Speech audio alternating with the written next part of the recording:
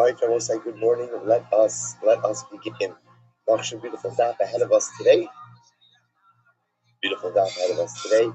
I want to begin by thanking all of our sponsors, our commentary sponsors for the month of Tishri. Dr. Linda Weinberg, Sarah McGrath, Julia, Rena, and in loving memory of husband, father, Zeta, Dr. Paul Weinberg, Paris, Moshe Ben Avram, and Bayal Steinberg, Ayal and Sarah Steinberg, who dedicated Shalom this month to the Jewish Lima. First, Shuramis Bas Susha and Anne Zev, to dedicate Shalom this month and the source of all of our heroes in Skava. Also, with that, let us begin. We also must take note. Today is the yard site of the Yitzhak Ben Berdichev.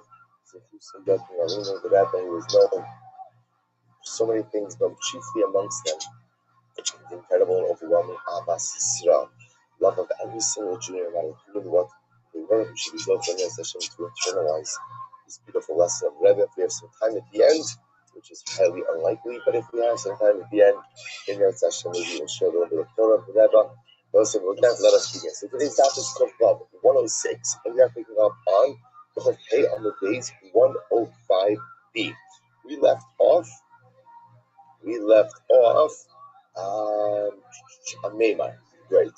So we're going to say in the wide lines, 2, 4, 6, 8 lines in the wide lines. So remember again, the topic over here the Gemara was discussing was the power of Shochad, the negative power of Shochad. How again, I should this be more specific, the Gemara is focusing on over here how the concept of bribery does not just apply to monetary gifts, but can also apply to other non-monetary items as well. So Ameimar, Havi Yosef V'Kadoin Dina. Ameimar was going ahead and judging a particular case. So what happened? Parach gat ba'areshe, a feather fell on his head. Also Gavra Shapley. Right? Ultimately, a man came over and removed the feather from. I'll just move it closer. I'm also looking closer. Okay. So the Gemara says, so a man went ahead and removed the feather. Amalei Ma'avid. So the Gemara says, what are you doing? What are you doing? So Amalei Dina Islay. So the man said, oh, I happen to have a din Torah in your base day. So Amalei Pasilna L'Chaladina. The Gemara said, I can no longer adjudicate the case for you. The Gemara says, so again. So once again, Neymar felt that small favor, right? That small Torah, that small act of kindness, biased a Neymar in this particular litigant's favor, and would compromise the effectiveness of the day. So I'm going to say, so once again, we're going to see a number of these types of examples, and the Mr. Haskell, the lesson is always the same, which is how easily susceptible we are to outside influences. We like to think that we're strong, we like to think that we can resist, but at the end of the day, we are so incredibly susceptible that even the smallest favor, even the smallest favor, has the ability to bias us. And again, here the example is in terms of favors, but Lamaisa applies to so many different things that we're susceptible to outside influences. Mar Ukva, Havashadi Roga Kamen, Mar Ukva, there was saliva, spit on the ground in front of him. Also, Gabra Kassi, a man came along and covered it up for him. Amalei Ma'avid. So once again, Mar Ukva said, no. So what are you doing? Right? What are you doing? Amalei Dina Islay. So the man says, listen, I have a din Torah in your base. Amalei Pasilna L'cha Medina. I need to send Jeremy an email or something. Stop trying. I'm going to point that out that something doesn't get technology. Just stop. Right, so the Gemara says as follows. So therefore, Amalei Pasor L'chadina. Ultimately, again, I am not allowed to go ahead and adjudicate this case for you. Rabbi Shmuel, Rabbi Yossi, Al-Ragel, Arisei, to have a nice Sidei Kamali Shavsa concept of him. So that's an interesting case. When Rabbi Yossi had a sharecropper.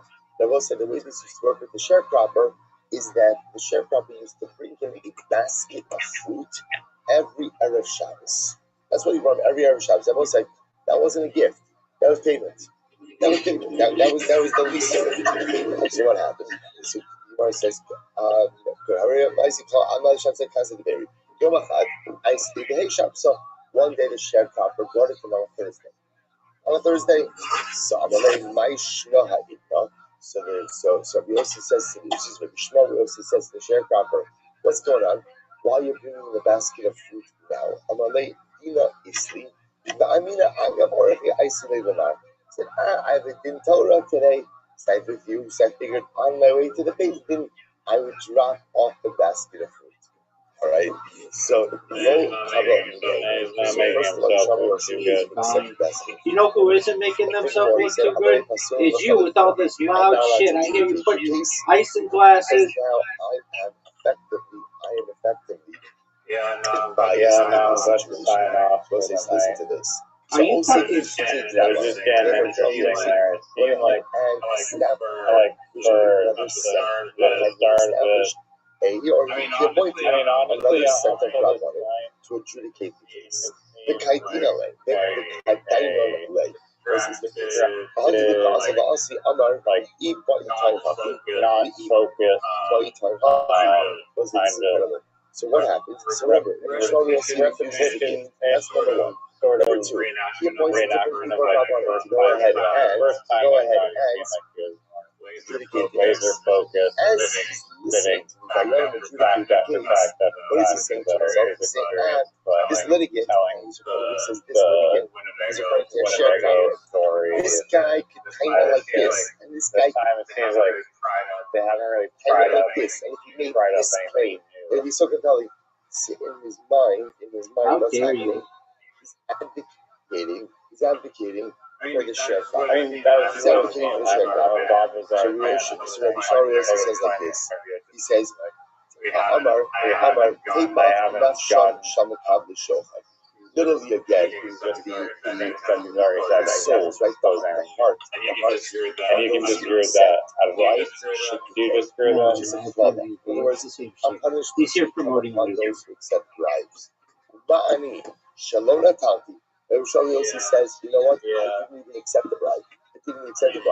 And the Imnatanti, had I accepted the basket of fruit, No, it's all brand new. that was mine, right?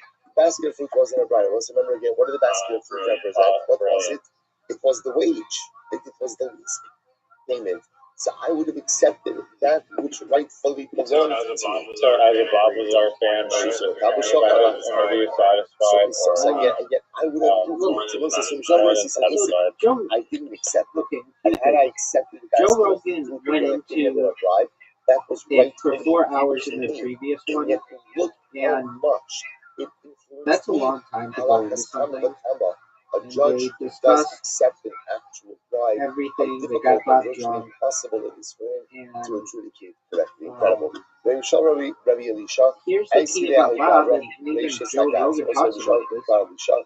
He's not going to make stuff up if he doesn't know. And so he's basically told everything. There are some elements of the story he doesn't want to get into, like his wife cheating on him, and that's painful. Additionally, he got into some legal trouble. This is such a Bob Lazar thing. So there are brothels in Nevada, and Bob Lazar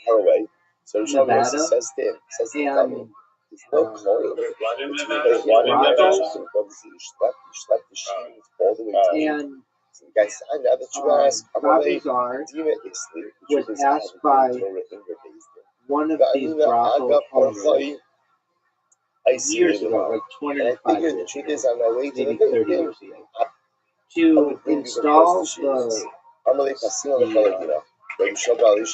basically a network there because they wanted to get they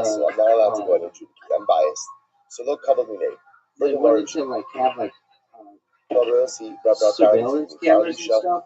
Not anything bad, but Bob Lazar, goes ahead and sets up, right? He appoints 2 other he got into some trouble. He doesn't want to talk about it, I understand. Anyway, and they're adjudicating it.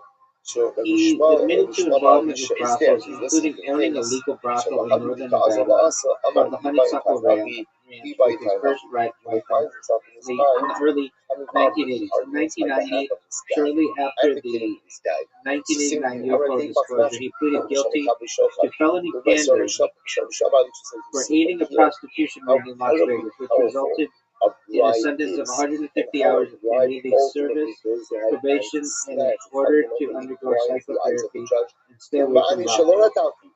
Now, Lazard claimed that he helped a Las Vegas prostitute named Tony Bullock modernize her illegal operation by installing computer systems, security cameras, and monitoring. While he initially admitted to doing computer work, prosecutors stated he had recruited the woman and encouraged her to solicit customers at an apartment complex. The case was resolved with probation rather than prison time, with authorities noting that there was no indication of forced coercion or drugs involved. Some sources dispute the existence of the Honeysuckle Ranch brothel, noting that there were no records of such a business appeared in Nevada directories or historical accounts of legal Nevada brothels. Conversely, supporters argue that Lazard's past criminal activity does not invalidate his claims regarding extraterrestrial technology, though the incident significantly damaged his credibility in the eyes of many journalists and investigators. This is the first I've ever learned that he owned.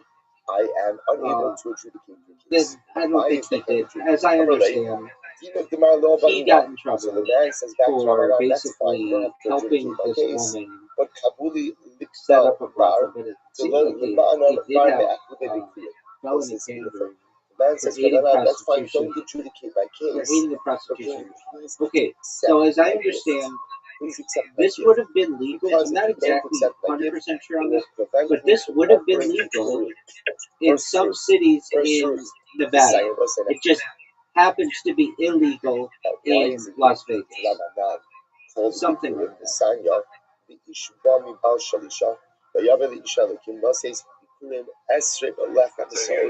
So he was a pimp. Exactly. Navi describes over here From one pimp to another. to Elisha, and it calls the gift of the 20 loaves of bread. Elisha also Elisha wasn't a Kohen. Elisha wasn't a Kohen. I feel like that does. Wasn't for the why? So it wasn't because why would it call it? It's something on the woman of God. Maybe they Kind of take away variability. No, shut I mean, was he like 8 when doing this before he Doug, went to shut the fuck up. Shut the fuck up. You would have never even known about this if I had not mentioned it. It's a minor thing in his past. It's extremely minor. It doesn't necessarily hurt his credibility. In fact, in my opinion, it helps his credibility because he's talked about it in a lot of different interviews. It's just he didn't talk about it on the biggest podcast in the world because it's in the past. He doesn't want to bring that up. He's addressed it before. It happened.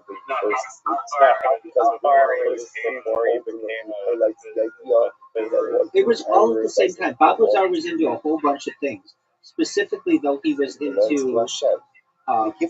He owned a photography studio. No, I shouldn't even say that because that sounds bad. He owned like a film. That sounds bad too. Like, do you know how you used to have to get your film developed, and they could do it in like a 1 hour photo? Yeah, thank you. He owned a film lab, but it wasn't anything pornographic or anything. So he owned that. He was into jet cars and things like that. He was a physicist, and he helped this woman basically set up her computers and her cameras and stuff, and he may have pleaded guilty for this just to get an easy sentence of like 150 hours of community service. That's like extremely minor and isn't even a big deal. And as I understand, it would have been legal anywhere, like in a lot of other cities in Nevada. It just so happens that in Las Vegas it's not. And for them to be like he owned the place, I don't agree with that. I think that that's just something that's like perhaps hallucination by AI. And as I understand, he didn't own it. He just set up the cameras and the network back in the 80s because nobody knew how to do this kind of stuff. And he was married at the time. No one ever said that he was cheating on his wife. There was none of that. And in fact, from the stories, he was faithful to his wife, and his wife is the one who cheated on him. So I think this is all because the truth is, if you blown think out about of it, like proportion. a relative is not allowed to In my adjudicate the case opinion, of a relative. So that's like anything, the most it common answer. That's what he figured. leads to his credibility Why? because So he's talked about it in the this past. guy must be The fact that he didn't talk about it on the Joe Rogan experience, so what? I'm sure that there's a lot of things that he has had. I'm sure he likes bimbo milk porn too, like we all do. Does he talk about it on the Joe Rogan experience? No. I will say the Pashtus, the state case, is something involving orphans in the docket. So now the question of Nachman to deal with is what? Which case should I deal with first? The case or this guy who Rav Anan sent to me? And I think as well, he will say there's always a mitzvah da'oraisa doesn't. He never made a lot of money from it, ever. Like he's not. He's doing okay. He's a business owner, but that's from his own hard work. It has nothing to do with. It's not like there are people who go out. Like he could have gone out and been like, "Hey, I'm a motivational speaker, and I charge X amount of money to speak at your corporate event." There's none of that. He owns a scientific company. It's called Nuclear. It's called United Nuclear, and it basically sells science supplies to laboratories who need unique types of elements, periodic table elements. Like if you need like uranium, you can like go to him or something like that. If you need cadmium or you need boron or whatever, you can go to his company and they can have it shipped to you. That's what he does, and he's very quiet about this. You've got to admit, since the last Joe Rogan to this one, you haven't seen him do any other media, have you? So isn't this incredible? So what ended up happening over here is a dramatic misunderstanding. He did one other remember again, podcast to my knowledge. I don't know why he did it, but he did this from the fish guy. From the fish guy. Who actually does have a really good podcast. You adjudicate this case, I can't. That's the only one I've seen him do in the last like 5 years. More than that. So that I think that the reason why maybe can't 3 years, whatever because the guy's his relative. Now, the people who would utilize this story for their own benefit would be like the Logan Pauls of the world, or the Jake Pauls of the world, or the Bonnie Blues of the world, or the Talk to a Girl. Like, he did not do that circuit. He didn't go on The Fighter and the Kid and the Tom Segura, Your Mom's House, and he didn't go on Theo Von. He doesn't do that. When you and I both know, he easily could do that. In fact, he should. If he were smart, he would go on these big podcasts to talk about this movie to get more people to know about it. That's not his way. I've known about this man for a very long time, and his story has always remained consistent. He doesn't like to be in the press, and it's not because he's doing anything wrong. It's just he's more of a quiet individual. Used to learn with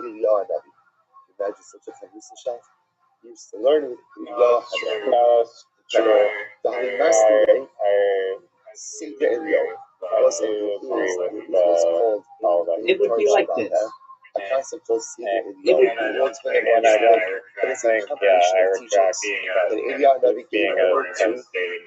No. He is a pimp for what he's done for the whistleblower community. That's amazing. And also, I don't think he had very good, a very good attorney, because it seems like he had minimal involvement in this. and really, it's just like a blip on the radar of his past. And you would have never known about it had I not said anything about it. But when you were like, they don't go into anything too new, I think that Joe knows the story. He knows his audience generally knows the story. They went over it. This is to talk about this movie, and we'll watch the movie perhaps tomorrow night. Do you have Amazon Prime? As a result, so remember again, so what happened? Okay, excellent. Once this episode occurred, then and now there was a miscarriage of justice. I gotta say, Bob Lazar himself is, in my opinion, as credible a witness to any UFO thing I've ever known. He's had his entire life delved into. They've gone into his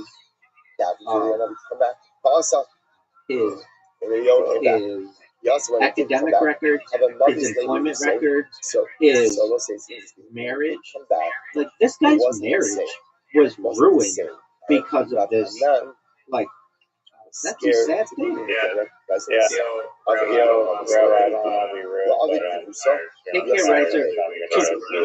Tomorrow night, hold on, before you go, we have a movie we have to watch tomorrow night, and it's not the new Bob Lazar. We have to watch the one that he promoted on the previous Joe Rogan. It's called something like Area 51 S4 and Bob Lazar or whatever. And then we have to watch the Bob Lazar movie. And then it's our complete back-to-back 48-hour Bob Lazar-a-thon. There are actually two sections. There's what's called Seder Ilyahu Rabbah. That section of the Bibles that Wait. Hold your horses.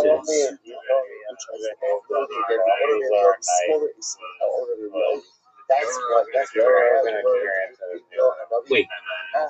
And you didn't even watch the Joe Rogan experience. Oh yeah, because you talked in a whole 2.5 hour like disclosure with the fact video and kind of and then you're like, oh, there's 5 other videos that I have where we can even progress into the things that you're very fortunate that you've watched a lot of these things already, because I would have made you watch the Disclosure Project, then the Top Secret KGB UFO Files. Then we would have watched Bob Lazar Episode 1. It's like it's Star Wars. Then we would have watched. You send me a Reddit post with like 18 different hour-long videos of Ivan. Why didn't you watch them, dude? Has this hallucinated area and that is the worst thing I've ever experienced. I get that from another Jew. How responsible? Exactly. Before you go to bed, I have to tell you, Brian Callen is going to be in Irvine, California, this weekend, and if I were ever to make perhaps a field trip to go see a comedian, it would probably be Brendan Shaw. But he is so successful, Brian Callen is so successful, that they are giving away tickets to his show. So if you want to see him, you can check him out in Irvine.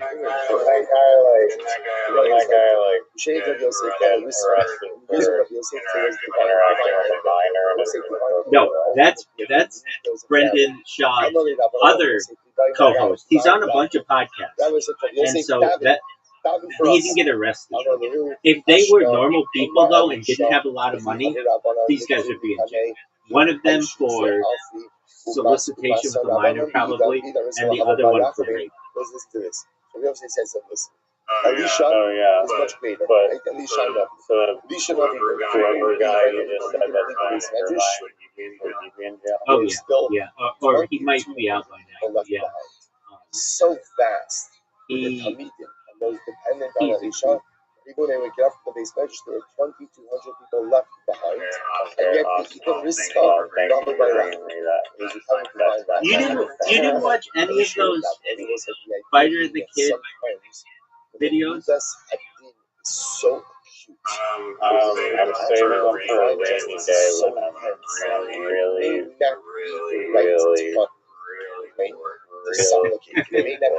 Dog, you don't even know.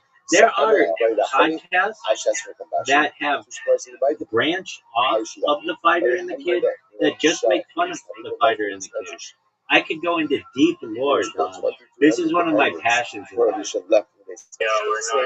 we're not getting started down that rabbit hole. All right, so wait, tomorrow night though, it's Bob Lazar, S4 and UFOs or whatever, and then we have to watch the S4 movie. He's got two movies about himself. We have to watch them both. It's Bob Lazar, part 2.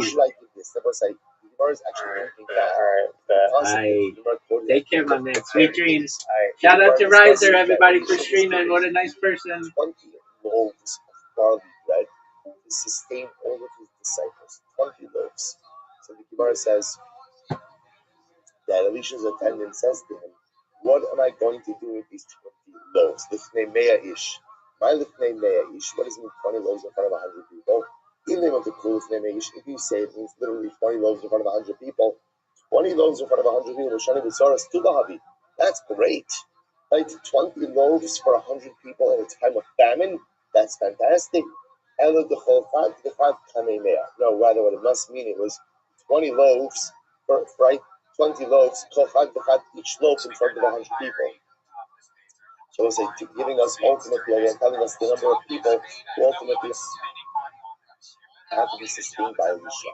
And the Nifti Mirabana Miberav, when the Talmidim would leave the Yeshiva of Rav, the Rizal Rav, Abu Paishi, Alfred Umasar Rabbanah, there were still 1,200 Talmidim Chachamim left. And those even Shir is over, and people leave the Beis Medrash, there were still 1,200 people left behind. It's so vast the Talmidim of Rav.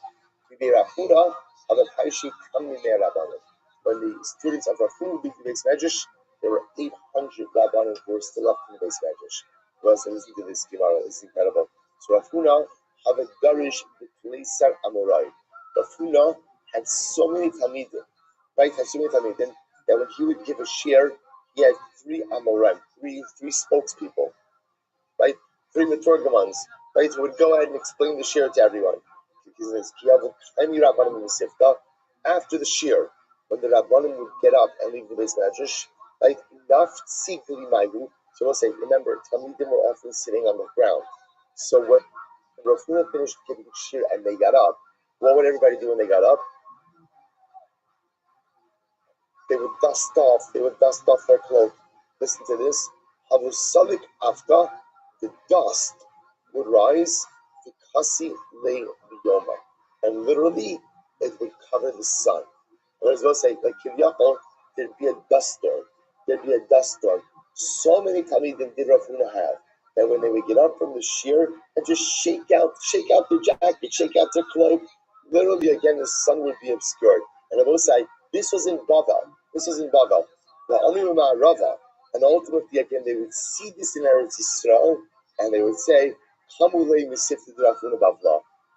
Rav Huna the Babylonian just finished giving shir. I will say, there's a lot of beautiful metaphorical meaning in this as well. We're not going to get into this now, but I'll just point out, I will say, just imagine the beauty of it. Imagine the so I'll say, it's interesting because today, in today's day and age, when we think about like massive numbers of followers, so we think about like, this person has like a big online following, right? Which is fantastic. I will say, but just understand the imagery of the most competitive it is. Online following is fantastic. And I will say, just again, imagine being amongst throngs of people. Say, I remember when I was in Eretz Yisrael a couple of times ago, my boys were learning in the year, and they were in with Asher Shir. And with Asher Shir in the year, there are now about 900 Talmidim. So I went with Shir to them. It's in a basement in one of the buildings of the Yeshiva. And again, you can imagine just a massive room, literally filled wall to wall with Talmidim. Going into the stairwell, it's I think I understand the word of the shir, but I'm saying it's incredible just to see what it looks like at the runs of Talmidei Chachamim or aspiring Talmidei Chachamim listening to Torah. Say, I have to say, like, it's something overwhelming. I just say so different because today we're like, oh, 5,000 people watch this, 3 million people doing this. It's fine. Everyone's in their living room. It's fantastic. There's a beauty that I think we miss. I don't know that we necessarily have it today in the same or appreciation for it, of just a lot of people in one space, all soaking in kedusha. So here, this imagery, there's a lot of examples. Rabbi Yochanan ben Zakkai, the Gemara says, during the rebellion, we used to go ahead and give shir in the shade of the walls of the Beis Hamikdash, because there was no medrash that was capable of going ahead and containing all of them in one space. Kahuna, they're getting up, they dust off their clothes, and literally, figuratively, you can't see the sun. You can't see the sun. And that we should be so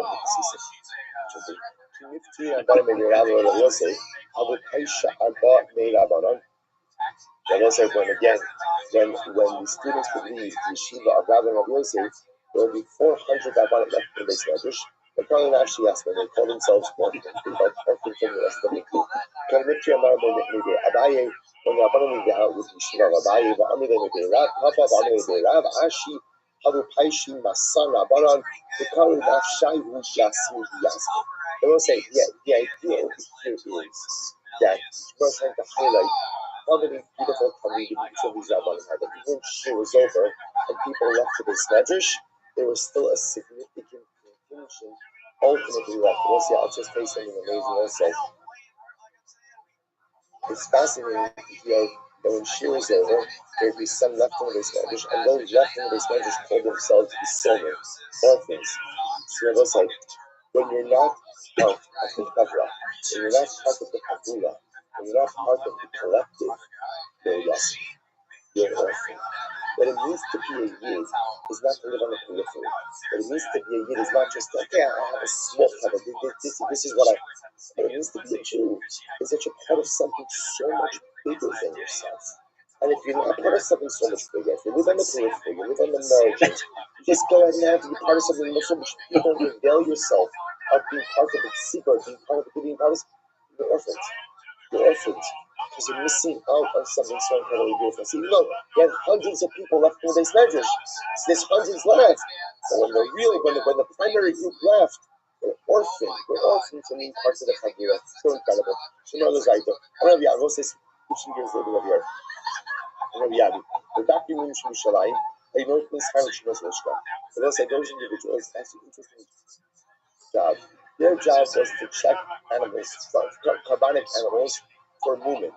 It was a job. Now, obviously, in times when they Mikdash, a full-time job to pay the salary. So obviously, the Beis Hamikdash pays the salary. Where did the salary come from? Shumas Halishka. What the Shumas Halishka is? Machzis HaShekel. It came from the half-shekel collections. We taught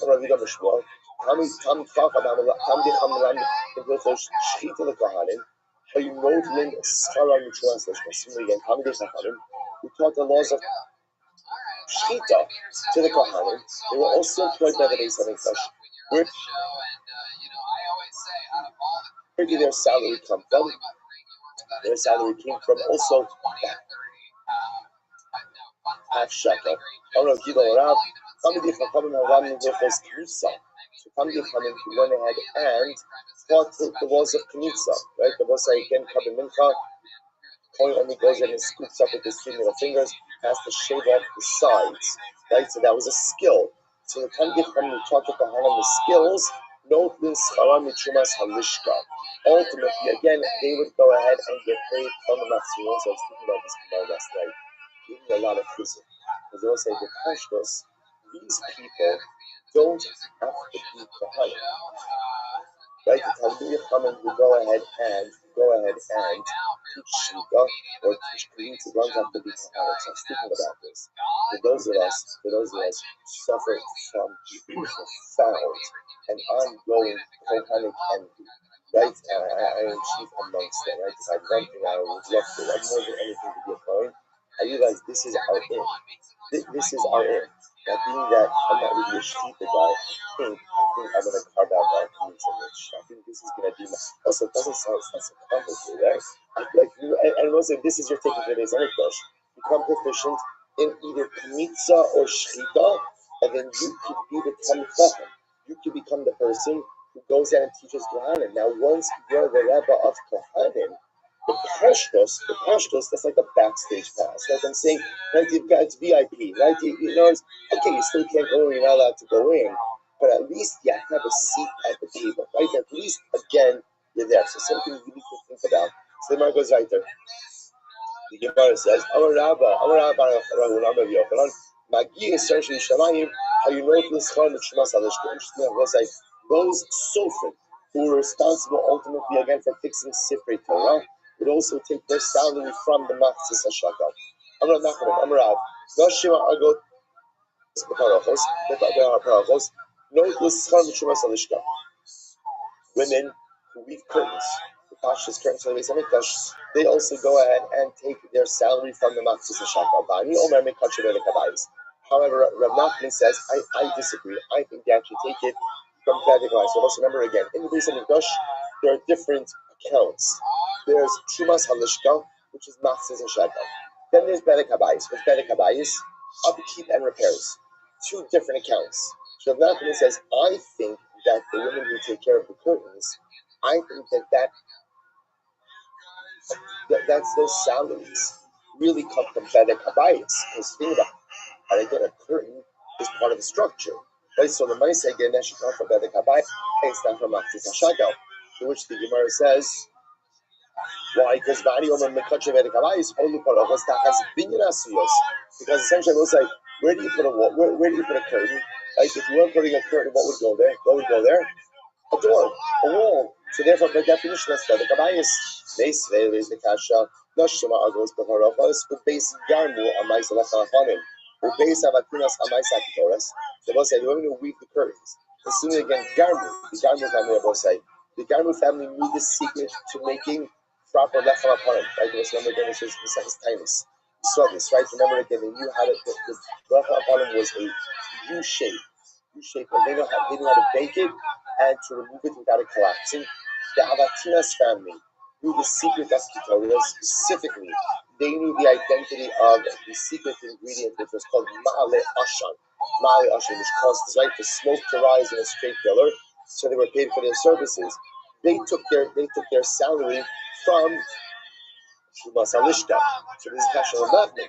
The Rav Nachman said that the women who weave the curtains should get paid from Bedek Habayis. Here it's quite clear they're getting from Matzis Hashakal. Let's say first white line, Hasam bid the Babi. So let's say it depends ultimately again what type of curtain that we're talking about. There are different types of curtains. There are curtains that serve as doors, and then curtains that were more decorative in nature. Curtains that serve as doors definitely are paid from Bedek Habayis, because those are we'll call it structural, versus we'll call it more decorative curtains were paid from Trumas Halishka. Now, we say Amarav, Shlosh Esrei Paroch Esrei Mikdash, there were 13 curtains in the Beis Hamikdash. So the Mikdash Sheni, Shiva Keneged Shiva Sharim, 7 by the 7 gates, Echel Episcopal Shal Heichal, 1 by the entrance of the Heichal, the Echel Episcopal Shal Ulam, 1 at the entrance of the Ulam, Beis B'Dvir, 2 by the Kodesh HaKadoshim, Beis Kenegdan Bali, and 2 in the upper stories as well. And we'll say again, not all curtains are created the same. Some curtains literally served as entranceways. So those the Gemara posits, the making and creation of those were paid from Bedek Habayis because they're called structural, versus others, specifically let's say by the Kodesh Kodashim, which may have been more decorative, ultimately again come out of the Matzis Hashakal. Incredible. So turn out, but I want to get ready for this. Doshim Hamagadlos B'neihem V'Para. So it was actually incredible. We've actually seen this before. So the Gemara says as follows. We saw this in the second Sukkah. Women who raised their children to perform the service of Para Aduma. I will say, now, what is this talking about? Take a look at Rashi. This we don't have time for it, but it requires a little bit of explanation, which is beautiful. And the Gadol is B'nei L'Para. The Chatzos Habanuyos B'Islam. So let's say, let me give you this outside. There was, if you remember again, one of the most dramatic machlokes that Para Aduma was as follows. We hold that even a Tvul Yom, which means someone who became a person becomes Tameh, and then goes to the mikvah, but still requires what? Herav Shemesh. We paskin that a Tvul Yom is permitted to do Karaduna. The Siddukim, those who do not believe in Rosh Hashanah, have mentally rejected this. One of the ways in which we publicly repudiated the Tzaddikim was, listen, this is crazy. The Kohen was doing the Paraduma, we made him Tameh, took him to the mikvah, and we only allowed a Kohen who wasn't for Yom to go ahead and do Paraduma, which you think about as like wild. But we did this in order to publicly repudiate the position of the state. What was the concern? Rashi points out the concern is people will then come to be Mako in what? In all other aspects of Paraduma. So what we did is, in order to offset, in order to go ahead and prevent people from making a Paraduma, we were ridiculously machmir in every other area of Paraduma. One of the overwhelming chumras of us is that the children, right, we use children to draw the water, children who never came in contact with any type of tumah. Now, how would you go ahead and find a child who never came in contact with any type of tumah? So Rashi points out it was amazing. These were children who were raised in literally separate cities. If you look at Rashi, they found this B'nai Lepara, Bechatzeros Habenuas B'Slam Yerushalayim. They were raised at cities, in courtyards in Yerushalayim. And these courtyards of us were raised on elevated platforms, so that they were built on elevated platforms, so there would be no chashas of any type of tumah, right? There's no dead bodies. I mean, if there is a dead body below it, there was a space in order to contain the tumah. These children were essentially raised in isolation. When I say isolation, not by themselves, with their mothers, away from contact with any type of tumah. So back to the Gemara, because we'll look at Rashi on your own. So Nosha Makados B'nei Lepara, Haynorvus Chalam Shumas Halishka. It wasn't who supported these kids and their mothers, so that money came from the Matzah Shaka. Avishon Marshall says no. Nosh Mikar Shemishlan Hayizanos Osam Parnasis Osam. No, the rich women of Yerushalayim supported these women and their children. So let's say, so these children and their mothers, right? The mothers were built to give birth in these isolated courtyards in Yerushalayim that were built separate and distinct from any type of tumah. Okay, who's supporting them? So first opinion says they were supported from the half shekel. Second opinion says no, there were actually other rich women in Yerushalayim who took upon themselves to support these women and their sons. What about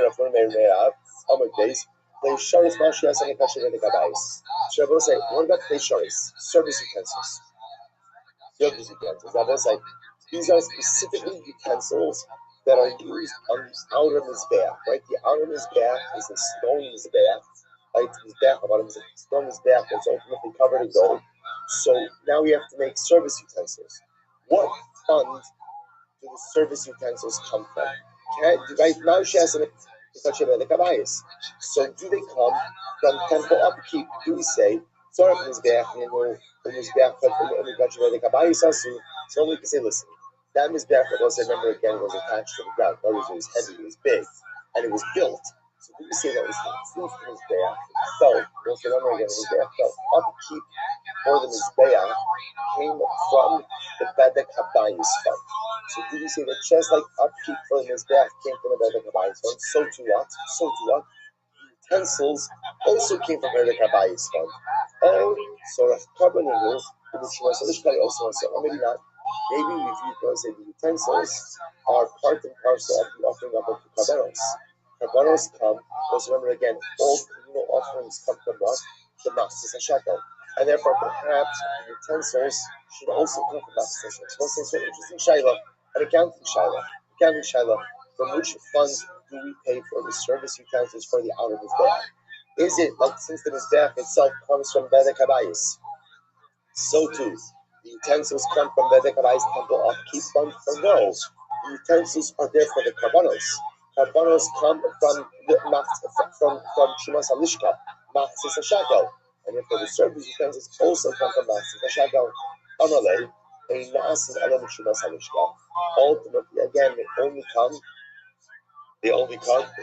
service utensils come from the Matzis Hashakel. Okay, please say what is the kasha? Would be colors if you with the Amelech, Yoyada Kodesh Sha'ara Kasef Bayas Kilim Beis Hashem Kisharis. So this is very interesting. So they collected money, and from the leftover monies that they got before they came, and before the Rashi says, some the Chazek is Bedek Abayis Bein Yehoash. Supposed to say, this is a pause. This is talking about the days of Yehoash. And in the days of Yehoash, they did a capital campaign. That capital campaign to go ahead and refurbish the base of Mikdash. They had leftover money, and what did they do with the leftover money? They used it ultimately again by Asu Kilo. They made utensils. So I'm going to say, what does this sound like? What does it sound like? That they're using Bedek Habayis money to make utensils for the base of Mikdash. This contradicts what we just said before. This is ultimately again, well, but this seems to indicate that utensils are made from the kabayis and not from matzah fund. Rabbi said to him, that Kariyach Ksubin, but Kariyach Levi. Obviously, whoever taught you Ksubin didn't teach you Navi. Okay? So someone says, Lo Yeas Abeis Hashem Sifos. The Pasuk says, ultimately again, you shall not, Pasuk is quoting from the law. Right? Lo Yeas Abeis Hashem Sifos. Ki La'osif HaMelechal Yitmunu. So the Pasuk says you shall not go ahead and use the money for instruments, rather again to use it for Osei Malacha. Ihapi, Kasher Prada, if that's the Psukim themselves, they're contradicting each other. No Kasha, Kanshe Gavavo Siru, Kanshe Gavavo Siru. Rabbi said, the says like this: there's a difference between the production that was done for the Kabbalists and then yields leftover monies. That's Allah Abishofa. Right? What happens if the capital campaign has leftover money? What should we do with the leftover funds? Halavai should be zofer in such a shayla. So in that case, maybe you could go ahead and use it for insurance. That's different than when we talk about again a primary collection. What it could be used for. If he doesn't go see my hobby, so I open up again. But even 1 second, money was collected for Tzaddik Habayis. Are you ready to lose? Again, there's leftover funds. What gives you the right to use that for something other than Tzaddik Habayis? Freaking sucks. Laid based in land. In Gotzrifel, they have love, they hate it, they shout. So we'll say it's actually interesting. General also is an interesting halachic discussion. So you want to play against somebody who won't resign? Because there's a particular need. And then there's leftover money. Are you ready to lose? Leftover monies. Does the money have to be allocated for that need? Or can it be allocated for something else? So we'll say generally, money you weren't close to 400. If there is extra money, that money can be allocated for a different cause. That's not close to 400, though. If you collect money for Bedek Habayis, and it turns out that you did what you did, and now there's extra money, that extra money can be allocated to those others. That's why in the Navi, in the case of Yoash, they collected money for Bedek Habayis. You love this game, don't you? They had extra money after that, so what did they decide to do? They decided to allocate it ultimately to Klisharis. Rabbi says it's possible that under normal circumstances, but Klisharis comes somewhere, Shumas Halishka, not just a shekel, because it's considered to be part of the carbonic process. But if you collect it for Bedek Habayis and now there's extra money, you can go ahead and use that extra money for Klisharis. Incredible. So the goes weiter. The Rishon says, so we'll say service utensils for the kabbalos comes from Matzis Hashekel Shneimar, Sha'ara Kesef, leftover money. So the Gemara says, Be'ezu Kesef Sheish B'Shirayim. Because it was an example of money which has leftovers. Havi Omer Zed Shumas Halishka. That's the worst thing. Why else we learn this? We learn it for Shkalim. Remember, the way it works, I will say for Shkalim is how? Are you going for a full house? Half shekel collection. I will say, comes Rosh Chodesh Nisan, you no longer use the shkalim from last year. You only use the new shkalim. So the Gemara says over here, which money was used ultimately for service utensils? Sha'ara Kesef, the money which has leftovers. There's only one money, right? One type of fund which is regulated by the laws of leftovers, and that's what? The Matzah Hashakel. So from here you see that Klisharis service utensils was made from Matzah Hashakel. So the Gemara says,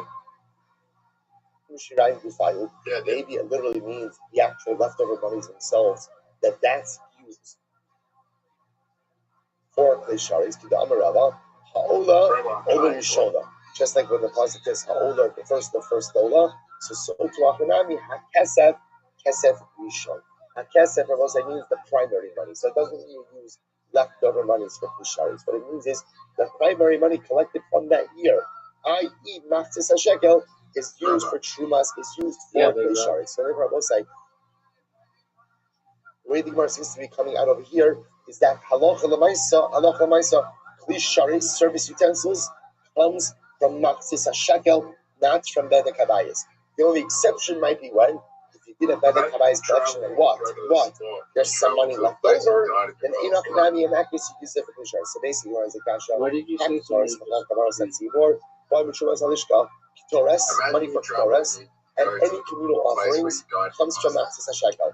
Is Be'ach Hazav, but ultimately, again, upkeep of the golden altar, Levona, frankincense, please shari service utensils, Bo'in, Mosar Nusach. This comes from Mosar Nusach. So are you happy with your full house? We'll see in tomorrow's that. It's a separate type of fund. Is Be'ach Ha'ola, Alishkos Va'azaros, Ba'mikashim Gabayis. Is Be'ach Ha'ola, which is the outer Mizbeach, the large altar, Lishkos, upkeep of the chambers, upkeep of the courtyards, all come from the Bedek Habayis funds. Chutz the Chomas Azara, so we'll say, well, anything outside of the walls of the courtyard comes from the leftover funds. So this is what we learned. Chomas Ha'ir, Umikdaloseh, the Chotzar here by Mishra Lishka. So we'll say, we'll have to stop over here for today. We'll pick up again with that piece. We'll say, I just want to point out, we thought we left off saying that ultimately service utensils are funded by the Machzis HaShekel. It turns out that now, halacha l'maisa, maybe there's a bit of a steer. It sounds like now, according to this brisa, that service utensils are funded by something called mosar nesachim, the leftover nesachim. What that means, how we reconcile that. What was your triple three? Yes, Hashem will resolve tomorrow. We'll say, shkoyach. 3 6s and 2 5s. Oh, and you get more for that? Yeah, because the 5s are higher numbers. That's bullshit. No. Yeah. Fuck. That roll is bullshit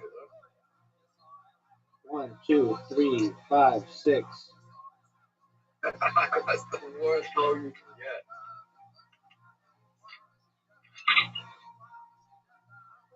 Do you know I just rolled the worst roll you can get?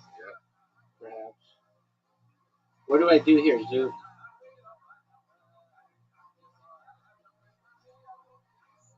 How much just gonna roll again? 2, 3, 4, 5. I missed a turn. You didn't miss a turn. Yeah, I did. I didn't fly anything. No, you didn't. Well, that could be true, but On the small screen? yes, sir.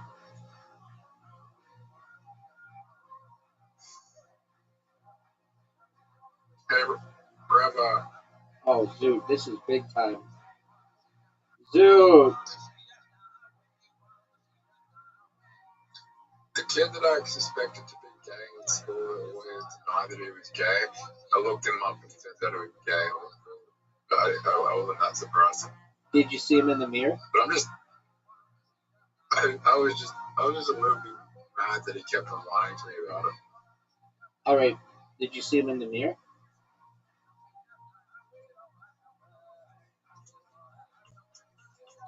I'm not gay. Oh, okay. I mean, it's cool if you are.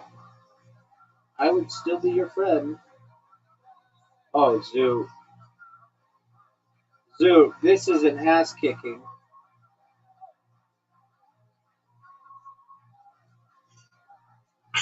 Fucking hell. Now Dice Fight is a good game when you start winning game. No, this game sucks. Okay? This game sucks. No, you're just not good at it.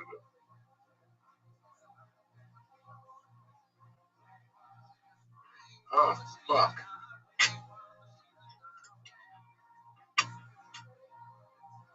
Dude, I might have the best role of the best. Like, I'm doing really well. You're destroyed. It's over for you, You don't have the best rolls. dog. This is like the best round ever. I'm playing like shit this one. I don't even need these sixes.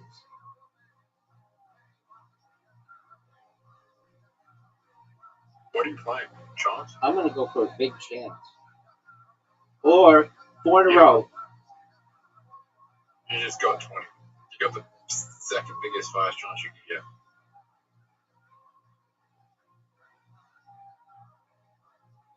That makes me mad. Dude, you came in here bragging about how big a score you had, and I'm about to destroy your score.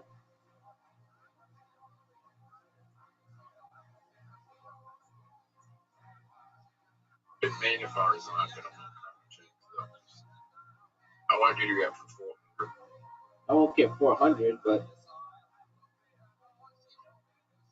I got 320, son. You should get 400 if you roll another 5. Yes, sir. 2, 3, 4. I need 5. Oh, that sucks.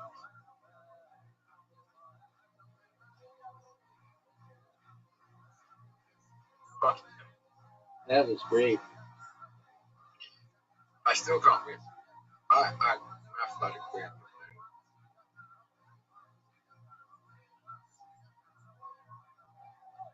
Right, what wins? New high score, 328, son.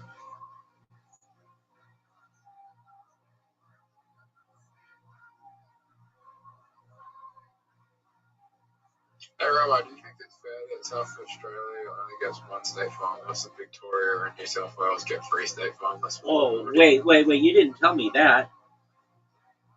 Yeah. Why is that? Sorry, national finalists, not state finalists. I get what you're saying. I think there's more people competing in those states.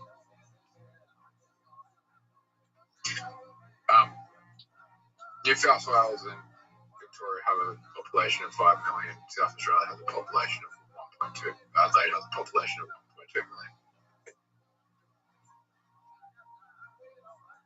Yeah, if anything, Victoria and New South Wales should get 5. Right, do you want to play a game? Dog, I'm better than you at that game.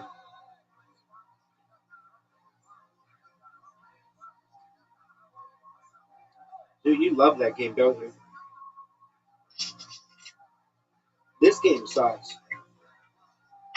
I got a message on Telegram. Right, well, it's not time to look at it right now.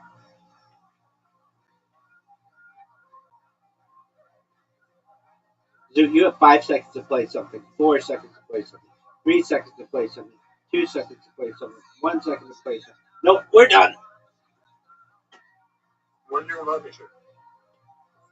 Dude, you have an invite to a dice party. Got it.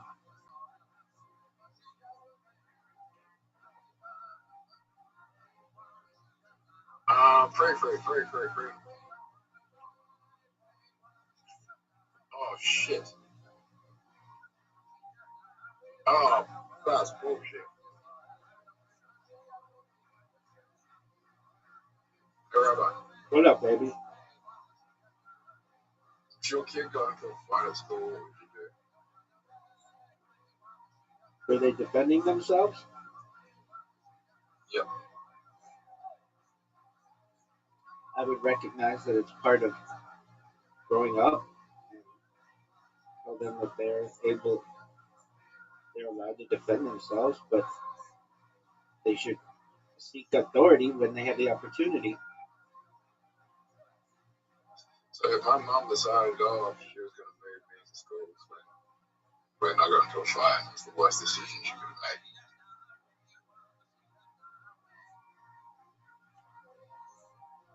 I think that's like the worst decision you could do. Like moving your kids' schools, like fucking fights happen at school. But it's hard for my mom to doesn't say things from like the boys' perspective. Right, and she was a single. Doesn't realize that she was a single mom. She didn't have like all that much support. She doesn't realize that boys just do that. They don't hold grudges like girls do. Well, boys do hold grudges. You know what I mean? Boys do hold grudges. They do. Dog, you've been holding grudges against these assholes from high school for like a long time.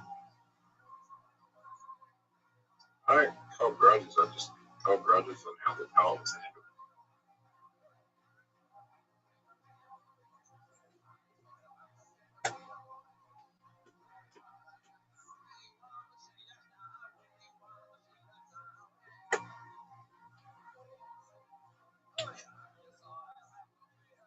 If I could go back, I would have fucked it up.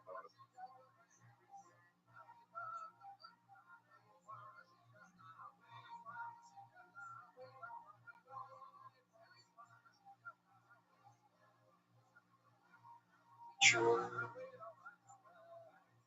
Oh no! I'm gonna give this review a 6 out of 10.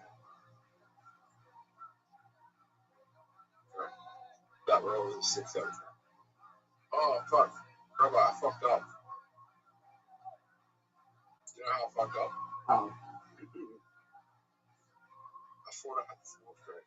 You do. I thought I still had the small straight. You do. 3, 4, 5, 6. Oh, you thought you had it available. So just chance it. Oh, you can't. So just put it with the 4s. You still get 8 for 4s. That's not good.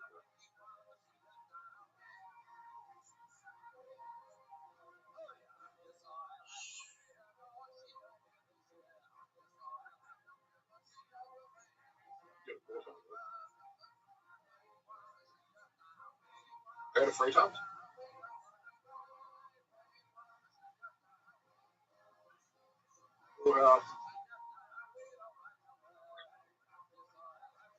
What's the best 4 times you can get? 6s. 6s and a 5.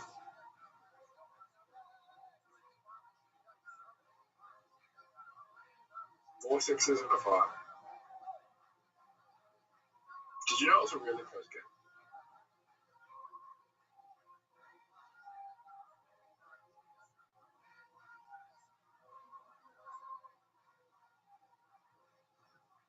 Rabbi, that was okay. 3 times. Fuck yeah. Do I just keep the 5 there? Full house again? No 6s.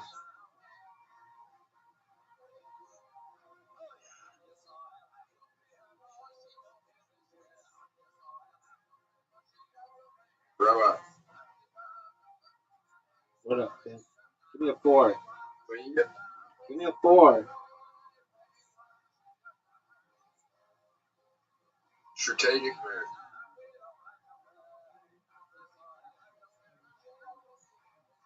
You got 2 5s. You scored a 0?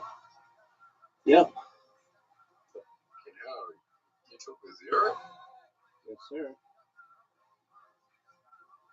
6, 6, 6, 6, 6, 6, 6. Do you think the right side or the left side is more important? That's a good question.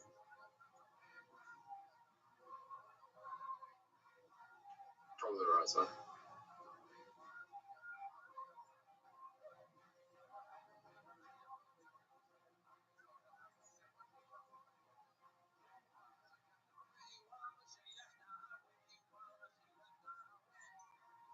I just got a small straight. No? Rabbi, what have I not played yet? Oh, you haven't played a large, a 5, and a 3, or 5 6s, and the 5 straight. 5 of a kind and the 5. Hey.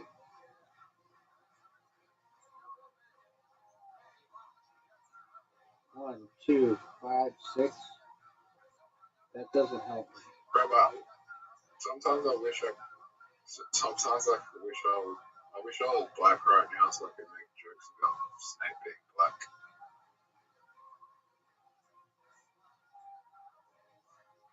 Without being racist.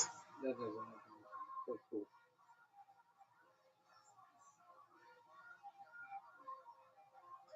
Beautiful house. I already have played it.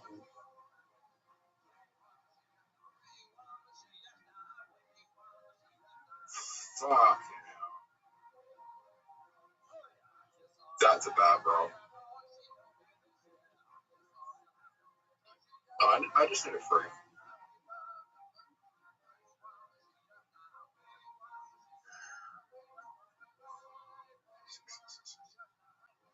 What would you do in this situation?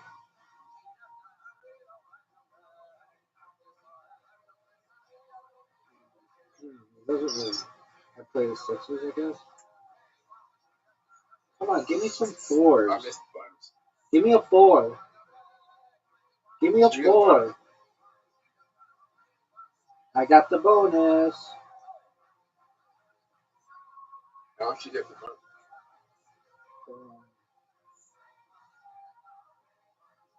I can still win. I thought it was 35. 35?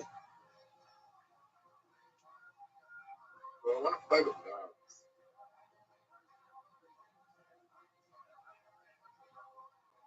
Hmm.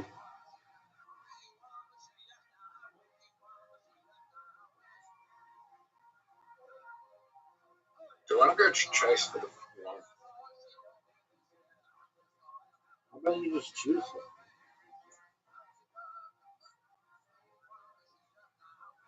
Problem is, fucking hell, that's bad.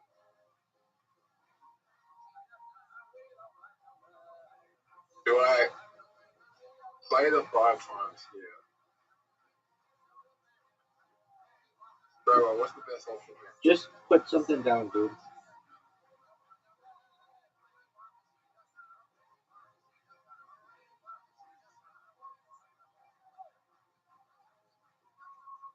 Rabbi, you said small threat. No, you wouldn't. Oh, shit, you said small threat there. I need times 5 to win.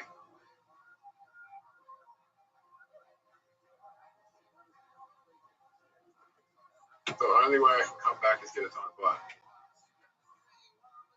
5. You think it's over for you, Zoop?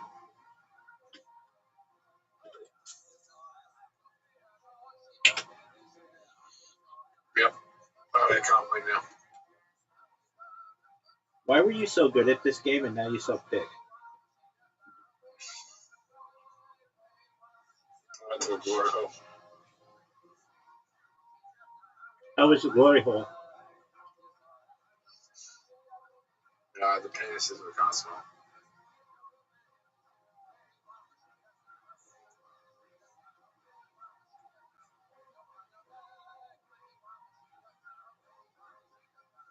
Dude, it's over for you. There's no way you win this. It's impossible.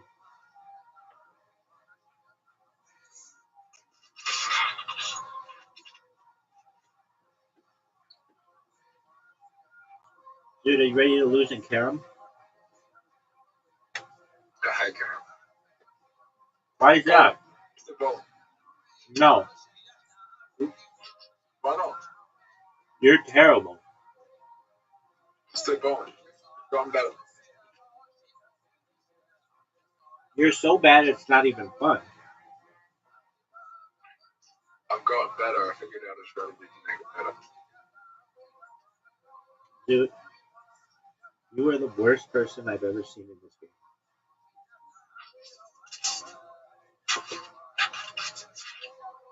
Okay.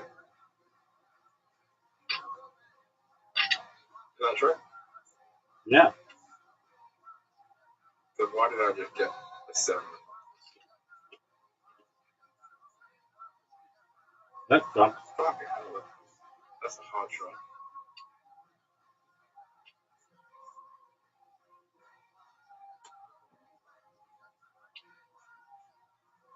Bravo, why was your shot terrible?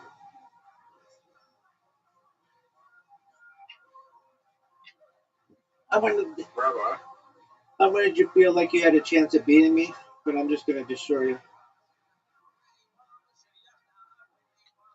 So you've never beaten me in this game? There's the opportunity that you may never beat me in this game. You're terrible. Was that a bad? You're terrible. Zoot, you're bad. That was terrible. Rabbi? Big dog. You ready to see what a big penis looks like? Oh, I could just pull down my pants and look.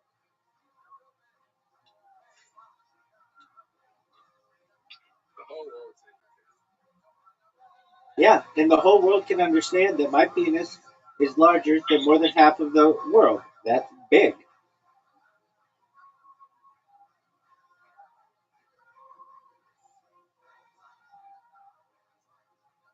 Dude, you're just garbage at this.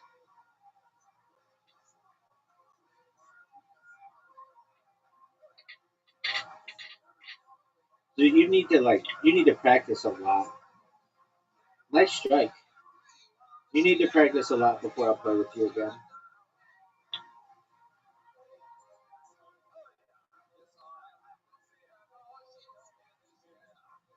I need to practice a little. Yeah, you will need to practice a lot before I'll play with you again.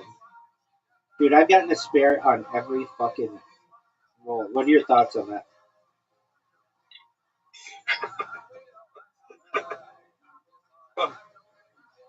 Dude, you're dog shit.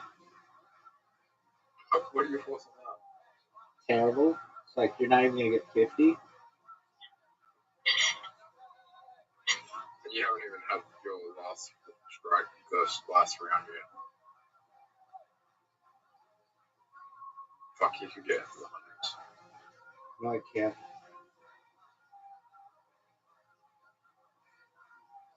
Yeah, you can. No, I can't. Dude, you're dog shit. What? Why didn't you get a bonus for the last bet? That's not how the scoring works.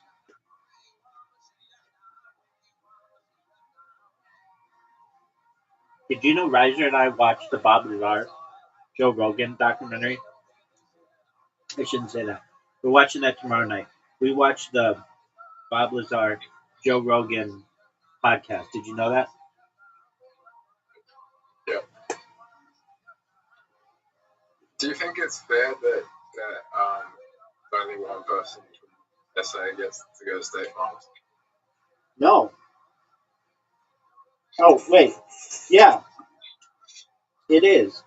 It should be one person from South Australia and 5 people from Melbourne and 5 people from Sydney or whatever, their states.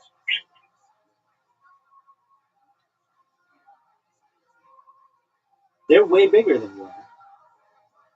You actually have a better deal than they do. No, because they get more kids out. No, you have a better deal. It's basically if you get to go to the finals, you you.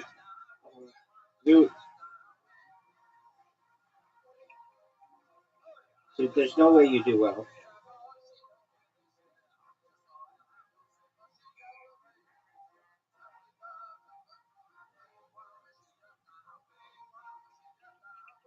Judge.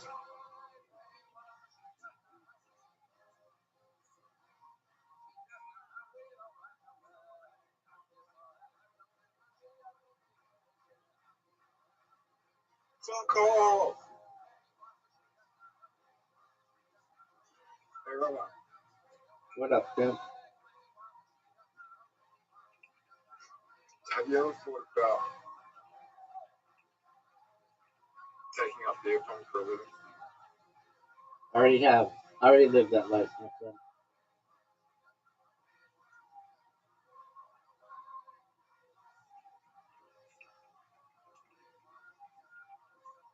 You ready? Eyes closed. Dude, you're shitty enough with your eyes open. I didn't have my eyes closed.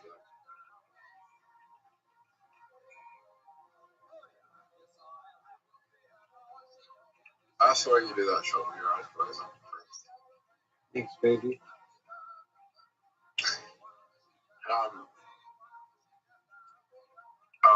My God.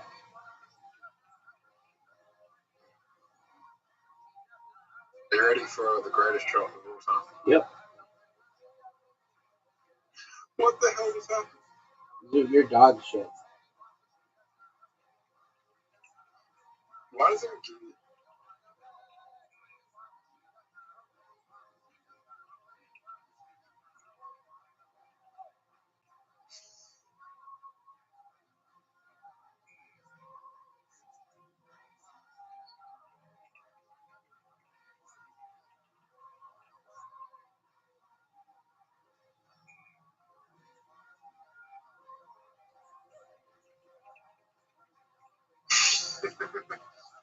Dude, it's over. Do you think the first person? Dude, I got them all. Did you see that? Dude, did you see I got them all? Yep. Get it. All right, what are your thoughts? I don't know. However, What up, baby? do you think the first person to suck a dick was a man or a woman? Probably a woman.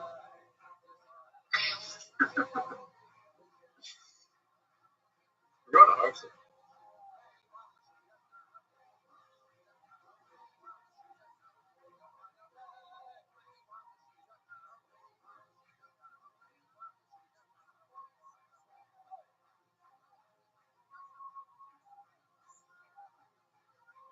Alright, what game do you want to play?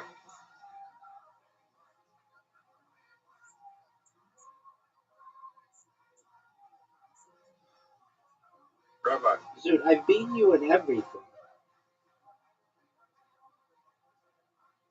Soccer.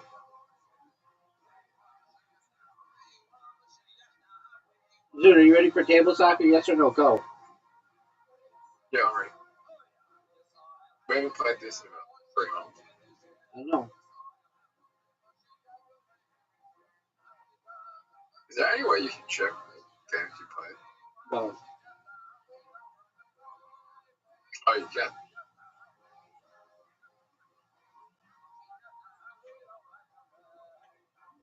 Dude, you're up. Everybody's waiting on you. I'm gonna take Australia. I've got Australia. I've got Australia. I've got Australia. I've got Australia. They should have New Zealand as well because your flags are so similar. Dude, are you gonna go? Doug, you're taking so long. You didn't get Australia. I know. I was just busting your balls.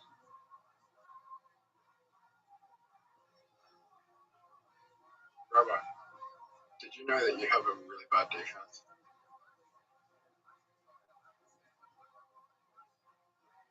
I don't think so. I think I have the best. Fuck, that's not good. That's not good. I think I have a really good defense here.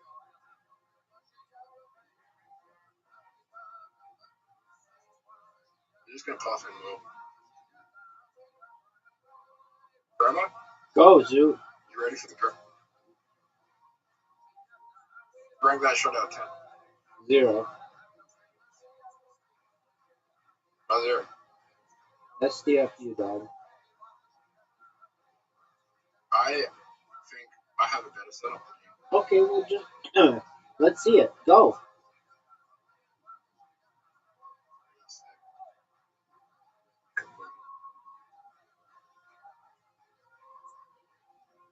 I actually am happy with that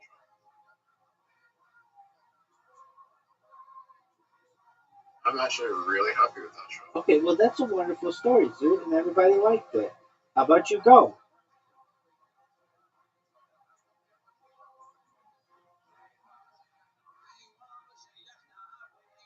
That's one of the worst passes in the history of the game.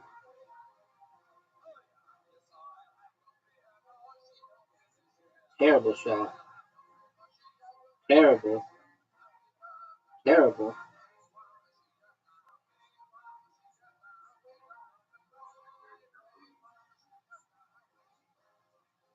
And I just won. Are you sure? Fuck up. Why did you just say fuck off? You know that we can hear. You know that we can hear you. You know that I can win. Dude, why did you say fuck off?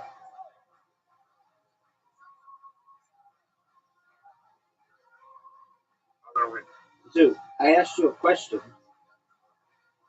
I don't know. I just say. Okay.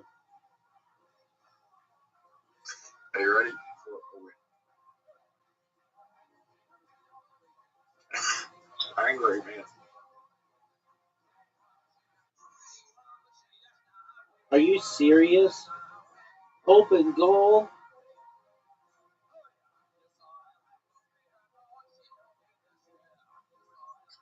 Bro, I just got a lot of trauma. Like thinking back to the trauma makes me tick a lot. Okay, and what have I told you? You need to seek psychological help. It's free. You can seek psychological help, but you can't get rid of the trauma. Well, you can at least try to get it addressed. And if you don't get it addressed, then people shouldn't really feel sorry for you if you're not trying.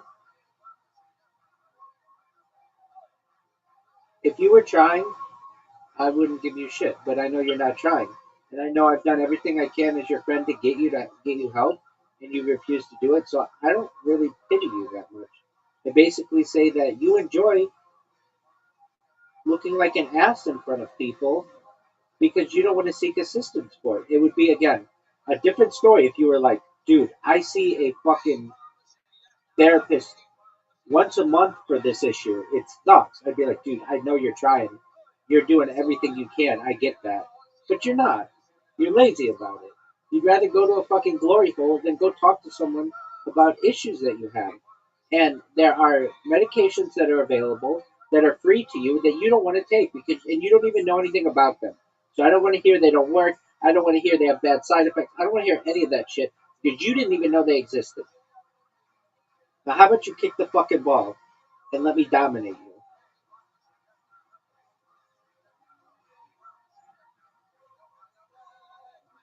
Are you proud of that shot? Yep.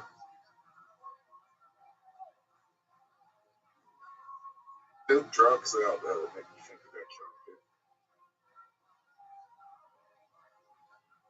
something. Dude, that is very close to getting me to stop playing. Okay.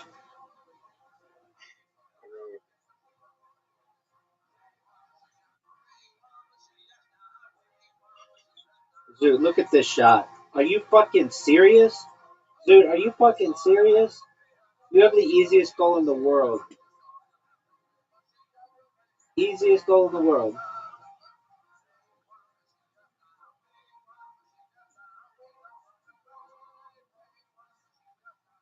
I hate the fact that it's not the easiest goal.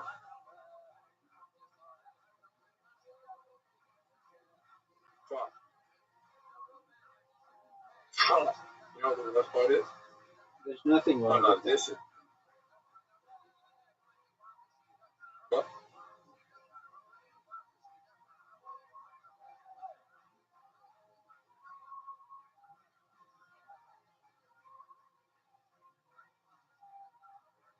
That's annoying. What's annoying? You're annoying. I agree, I don't like it. Why are you doing it? Because it's annoying as piss. Dude, why's your guy in the way? Oh, dude, what a box out. Dude, did you see that box out? Let's get the shot. Your shot sucks, son. I need glove shoot.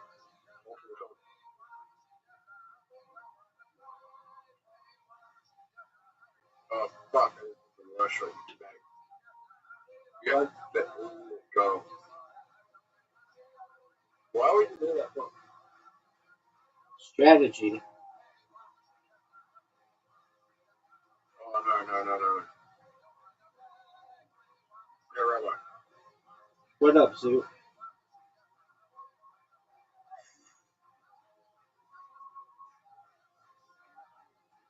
See, ask that and I get a cross.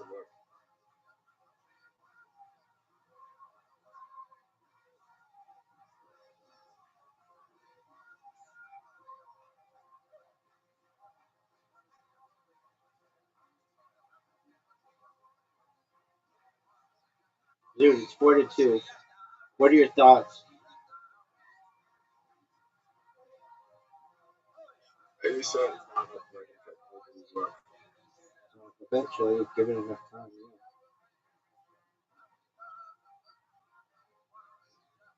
Do you think there'd be invasions of privacy if you did it? Yeah. You think that's a good thing? It's not something that I control.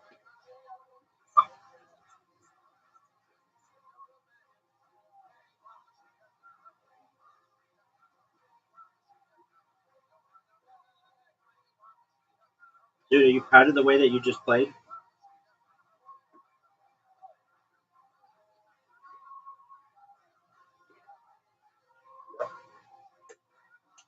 Why don't you like harem?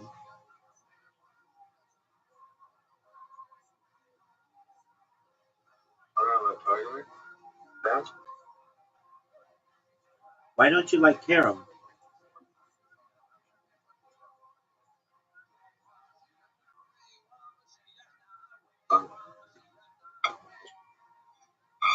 Browns like,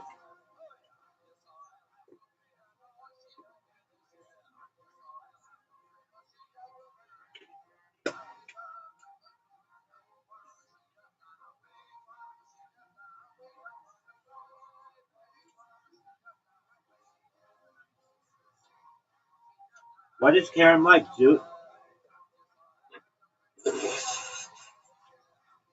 uh,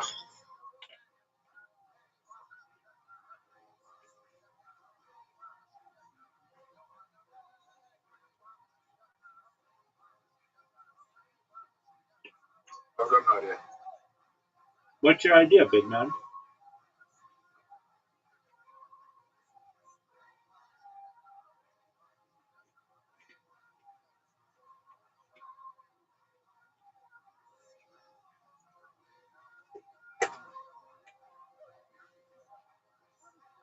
Dude, what is your idea?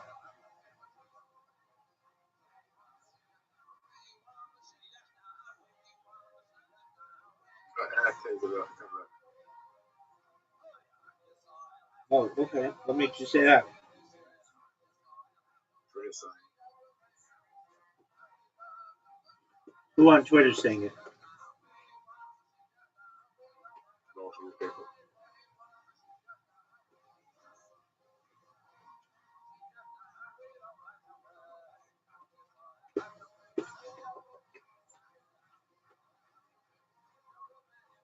Is Bitcoin Obama one of them? Bitcoin, Obama, Are you in love with them? yeah, I want to watch him Bitcoin. Does he do porn? He tried. Did you watch it? Yep.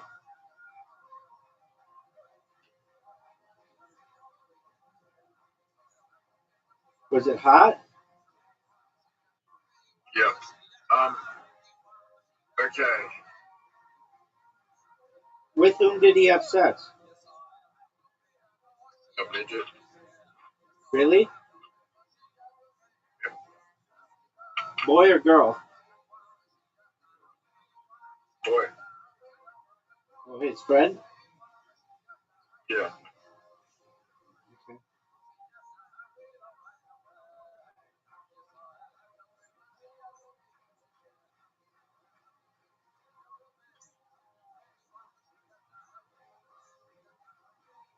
Dude, are we going to watch a podcast?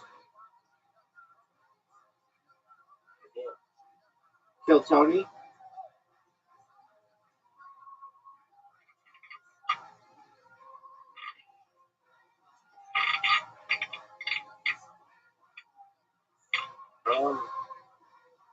I'm looking at something right What are you watching? now.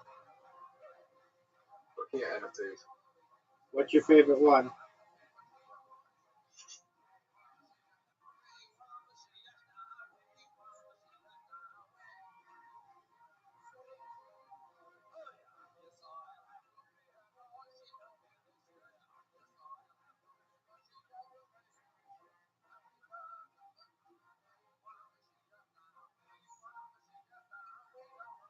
Just looking at like silly NFTs. Are you sure?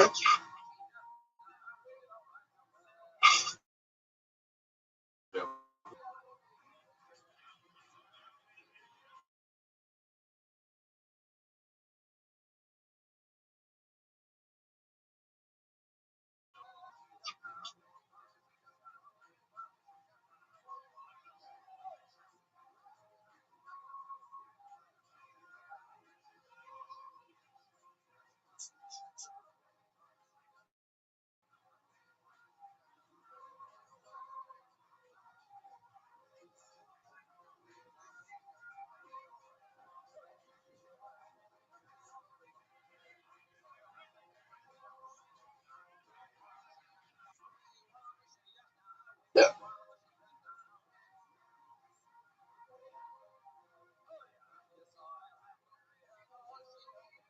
Zoo,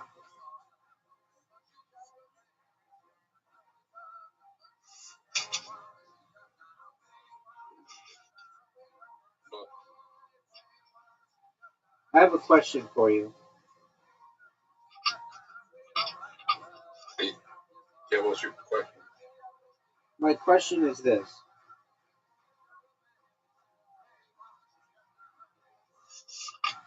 What's going to be the big NFT that's going to be big?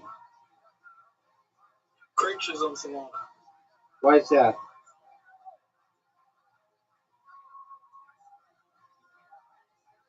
The first NFT question.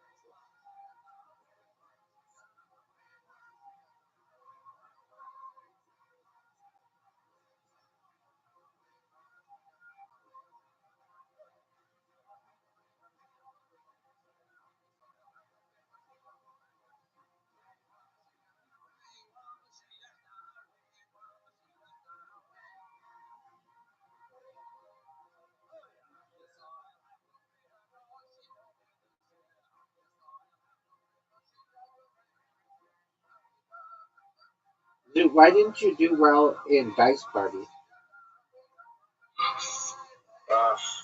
Because I suck the raw comedy. No, you don't. You did really well, dude.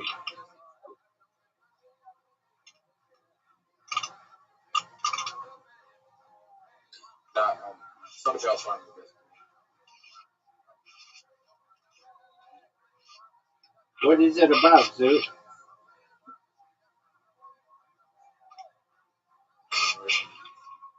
What'd you say, big man? Learning the best. It's about finding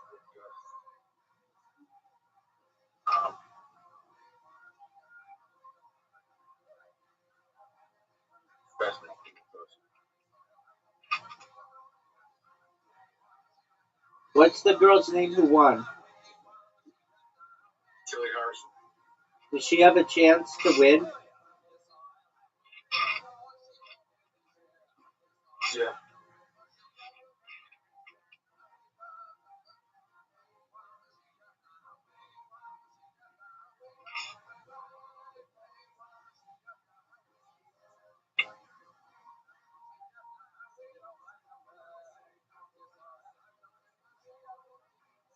And if she wins, you could basically say that you got second in the entire country.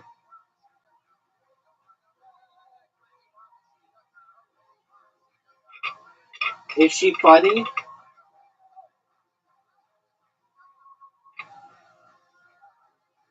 Here's the thing. I don't think she was the best performance of that night. I don't think she was the best performance of that night. And a lot of people would agree with me on this. The first time I saw her, the crowd did not like her at all.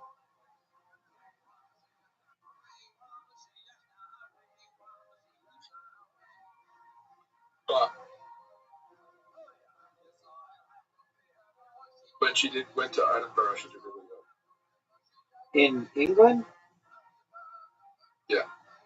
How did you know? How do you know that she did well? I think she had good ticket sales. How do you even know though?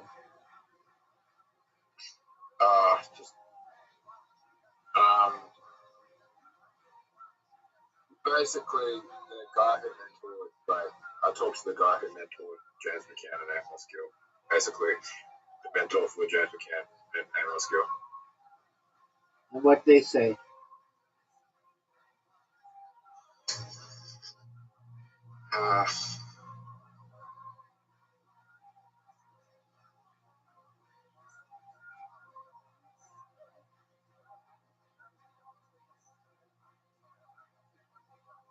And what did they say?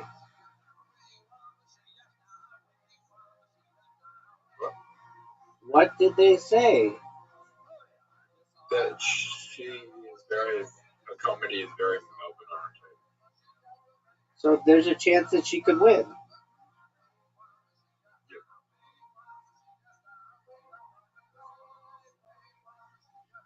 Do you think she's gonna win today?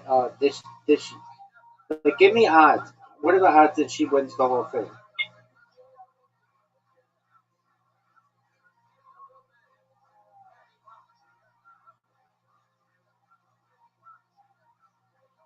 Yo, the,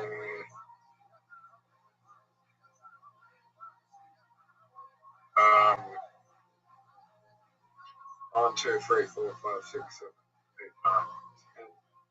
1, 2, 3, 4, 5, 6, 7, 8, 9, 10, 11, 12, 13. 1 in 13.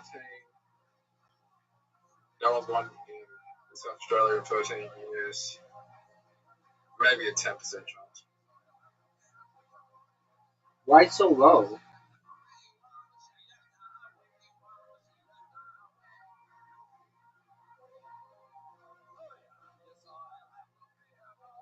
Because there's no, from what I saw, like, there's no chance it's 100%. It's not zero.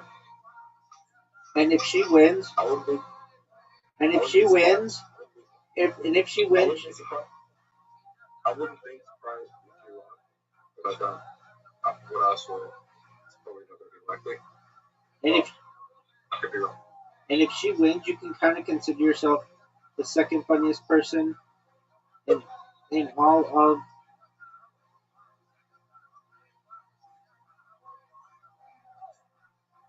in the whole all of Australia. Do you hate when people call Australia Austria or Austria Australia? I hate it when people think New Zealand is part of Okay. Australia. Do you want to watch Fighter and the Kid with me?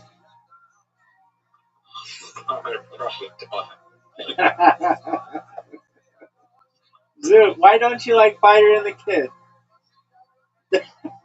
What you told me.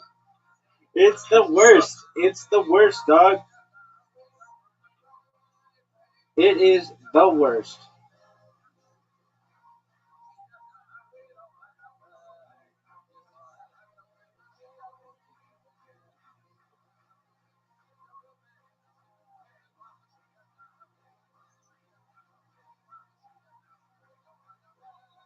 Do you want an update on Brendan Schaub and Brian Callen, aka the Fighter and the Kid. Are you ready for it? Is he in jail yet? No, I don't know if he's going to jail. There's accusations. He didn't do it. The only thing he's done is stuff that's like civil, maybe fraud, but like that's not like hurting anyone sexually. The other guy, Brian Callen, if he didn't have good lawyers, he might be in jail right now. But he has good lawyers. Because he had money. Exactly. And the other guy, who Brendan Callen or Brian, who Brendan Schaub does a podcast with, that guy went after minors, and if he wasn't wealthy, he would have uh, he would he'd be in jail. So get this: this guy, Brendan Schaub, he does podcasts with multiple people. One had rape accusations, according to the LA Times. The other allegedly asked underage girls for nudes. What are your thoughts? How old was he when he did that? Oh, he was like 35.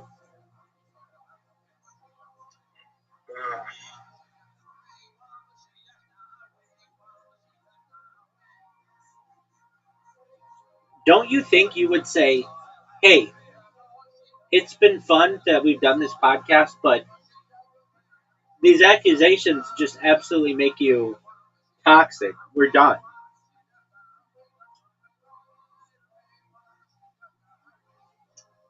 Yeah. Exactly. I mean, yeah. The thing is, it's independent. It's independent media, but they're gonna lose sponsorship, start being with them. So. Yeah, I mean, I believe everybody deserves a second chance or whatever. That's cool, but um, do I really think that Brian Callen raped a chick? I think he was probably aggressive with some women and got in trouble for that. Do I think that the other guy asked chicks for nudes, underage girls for nudes? Yeah. Is that the worst? Is that the worst thing in the world? It's not a good thing. It's not a good thing, especially if you're in that position. You've got to know, like, hey, I have a lot going for me, and I don't want to lose it all. And on top of that, these guys, at least one of them was married at the time. That's even creepier behavior. Do you want me? Do you want me to read everything that happened? Okay. Doug, why don't you enjoy this? You know that there's a Fighter and the Kid that airs tomorrow, don't you? On what days does the Fighter and the Kid air? Zoo, go. The Fighter and the Kid airs generally on Tuesdays and Thursdays every week. Are you aware of that now? Okay. On what days does the Schaub Show air? 12 o'clock. No, that's not a day, that's a time.